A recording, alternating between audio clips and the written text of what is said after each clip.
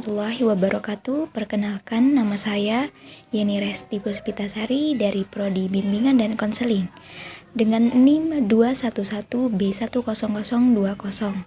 kelas AA4.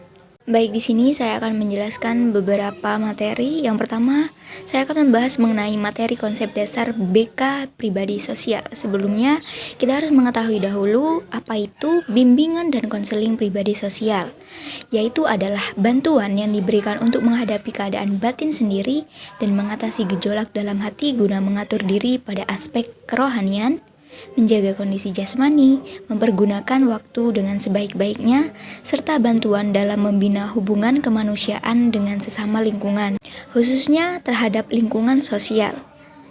Lalu kita akan membahas mengenai tujuan BK pribadi sosial. Yang pertama ada pemantapan sikap dan kebiasaan serta pengembangan wawasan dalam beriman dan bertakwa kepada Tuhan. Yang kedua, pemantapan pemahaman tentang kekuatan dalam diri dan pengembangannya untuk kegiatan-kegiatan kreatif dan juga produktif. Yang ketiga, ada pengentasan kelemahan diri dan pengembangan kekuatan diri. Yang keempat, ada pemantapan pemahaman tentang kelemahan diri dan usaha penanggulangannya. Dan yang kelima, ada pemantapan kemampuan dalam pengambilan keputusan. Lalu kita akan membahas mengenai prinsip-prinsip BK pribadi sosial. Yang pertama ada bimbingan, merupakan bantuan yang diberikan untuk membantu individu agar mereka dapat mengentaskan diri dari permasalahan yang sedang dihadapinya.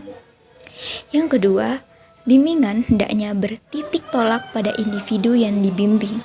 Yang ketiga, bimbingan diarahkan kepada individu dan setiap individu tentunya memiliki karakteristik yang berbeda-beda. Maka dari itu kita harus menyesuaikan bimbingan apa yang sesuai dengan karakteristik yang berbeda-beda tersebut. Yang keempat, masalah yang tidak bisa dapat diselesaikan oleh tim pembimbing di lingkungan lembaga pendidik hendaknya diberikan kepada ahli atau lembaga yang berwenang. Yang kelima atau yang terakhir adalah bimbingan harus bersifat luas dan juga fleksibel sesuai dengan kebutuhan individu yang akan dibimbing. Baik, untuk materi selanjutnya saya akan membahas mengenai kebutuhan dan perkembangan dari siswa di SMP atau SMA pada bidang pribadi sosial. Yang pertama kita akan menuju ke jenjang SMP ya. Jadi kebutuhan dan perkembangan pada masa SMP ini meliputi topik kesuksesan bersekolah, mediasi konflik atau keterampilan sosial, menghargai keanekaragaman, keterampilan keselamatan pribadi, eksplorasi, dan perencanaan karir. Pada masa ini akan lebih dominan kepada perkembangan yang begitu aktif di masa remaja. Rasa keingintahuan mereka yang sangat tinggi membuat diri siswa SMP harus mempunyai pribadi sosial yang tinggi. Ya, selanjutnya kita akan ke jenjang SMA.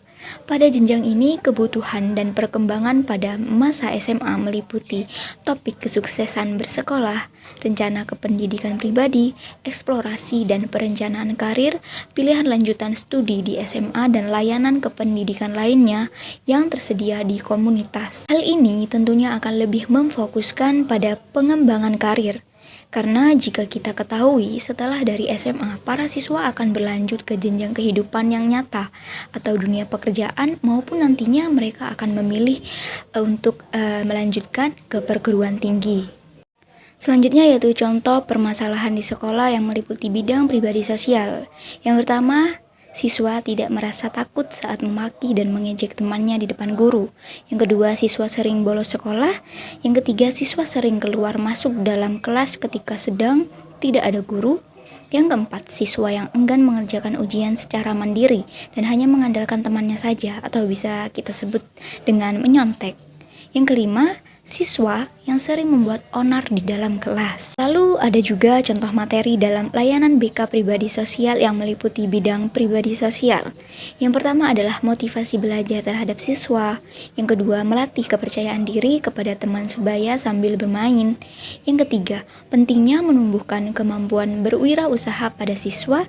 Yang keempat, faktor-faktor yang mempengaruhi perkembangan kreativitas siswa. Sekian beberapa materi yang bisa saya sampaikan, kurang lebihnya mohon dimaafkan. Wabillahi taufiq wal hidayah.